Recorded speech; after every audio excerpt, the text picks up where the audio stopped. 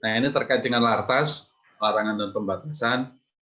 Tadi di awal pertemuan saya sudah jelaskan bahwa barang-barang yang dimasukkan ke kawasan berikat itu default belum berlaku ketentuan pembatasan di bidang impor, Bapak Ibu, defaultnya. Misalnya yang diimpor tekstil, gitu ya, yang diimpor tekstil. Maka kalau barang itu dimasukkan ke kawasan berikat, ke pabrik yang mendapat fasilitas kawasan berikat, perusahaan itu belum perlu melampirkan LS, belum perlu mendapatkan persetujuan impor dari Kementerian Perdagangan. Apalagi banyak barang-barang yang terkena ketentuan pembatasan ya. Kemarin kalau nggak salah Bapak Ibu juga sudah belajar tuh barang-barang yang dikenakan ketentuan pembatasan di bidang impor. Tetapi Bapak Ibu, kalau barang-barang yang dimasukkan ke KB itu adalah barang-barang yang terkait dengan K3L. K3L itu ini kesehatan, keselamatan, keamanan, dan lingkungan, gitu, lingkungan hidup. Kalau barang yang dimasukkan itu terkait dengan K3L, meskipun ke KB tetap harus dipenuhi ketentuan pembatasan di bidang impornya. Contoh apa? Contohnya misalnya ada kawasan berikat yang mengolah, yang memproduksi gitu, yang memproduksi limbah plastik menjadi barang-barang dari plastik.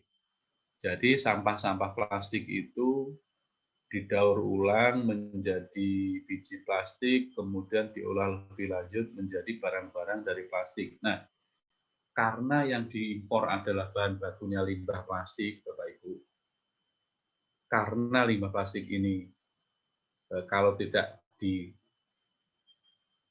dicek gitu ya, tidak dicek itu bisa merusak lingkungan, maka meskipun masuk ke kawasan berikat, karena itu barangnya menyangkut lingkungan hidup, ketika masuk ke KB tetap harus memenuhi ketentuan pembatasan di bidang impor.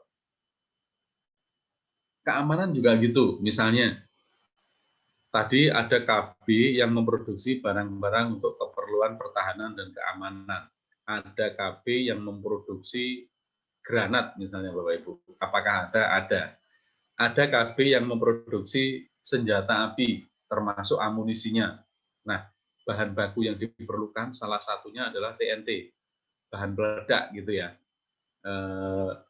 Meskipun masuk ke KB, karena barang yang diimpor itu adalah barang-barang yang rawan gitu, karena menyangkut dengan keamanan, maka meskipun masuk ke KB tetap harus memenuhi ketentuan pembatasan. Jadi defaultnya tidak berlaku Bapak Ibu, tetapi kalau barang itu menyangkut kesehatan, keamanan, keselamatan, dan lingkungan tetap harus dipenuhi. Nah, kalau barang yang dilarang impor tentunya nggak boleh masuk ke KB. Bagaimana dengan pengeluarannya Bapak Ibu?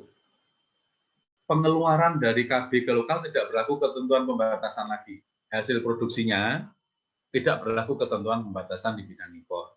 Misalnya tadi saat masuk yang dimasukkan tekstil, belum berlaku ketentuan pembatasan impor, tidak perlu LS. Diproduksi menjadi baju. Baju kalau impor umum itu harus mendapatkan persetujuan impor dan melampirkan LS. Tetapi kalau pengeluaran barang dari kawasan berikat dan itu merupakan hasil produksi kawasan berikat, kalau baju itu dijual ke lokal, itu juga tidak berlaku ketentuan pembatasan.